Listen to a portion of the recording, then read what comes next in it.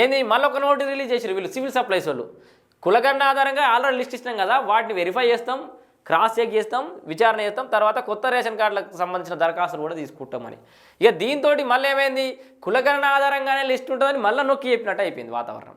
So ఇట్లా ఈ ఈ ఈ ధోరణి ఏదైతే ఉందో అది ప్రభుత్వం మాకు సంబంధం లేదు, సివిల్ సప్లైస్ వాళ్ళు ఉన్న ఫలంగా ఒక్కసారి ఇచ్చారు, ఇది మేము ఇంకా నిర్ణయం తీసుకోలేదు అన్నట్టుగా వార్తను తెచ్చి దాన్ని ఒకసారి చూసే ప్రయత్నం చేద్దాం. సివిల్ సప్లైస్ కమిషనరేట్పై సీఎంఓ ఆగ్రహంగా ఉన్నట్టు సెక్రటరియట్ వర్గంలో జోరుగా ప్రచారం జరుగుతుంది. కమిషనరేట్ ఆఫీసర్ల అనాలోచిత నిర్ణయంతో ప్రజల్లో గందరగోళం ఏర్పడడం విపక్షాలకు అస్త్రంగా మారిందని తీవ్ర అసహనం వ్యక్తం చేస్తున్నట్టు తెలుస్తోంది. 2 రోజుల కిందట గ్రామాల్లో కొత్త రేషన్ కార్డుల లబ్ధిదారుల జాబితా బహిర్గతమైంది. ఆ జాబితాలో పేర్లు లేకపోవడంతో దరఖాస్తుదారులు ఆందోళనకు దిగారు. ఇదే విషయంపై బీఆర్ఎస్ అధికార పార్టీ రికార్డులను పెట్టింది. దీంతో ఫారిన్ టూర్లో ఉన్న సీఎం రేవంత్ ఈ విషయంపై అక్కడి నుంచి స్పందించారు. వెంటనే ఈ వివాదానికి ఫుల్ స్టాప్ పెట్టాలని సంబంధిత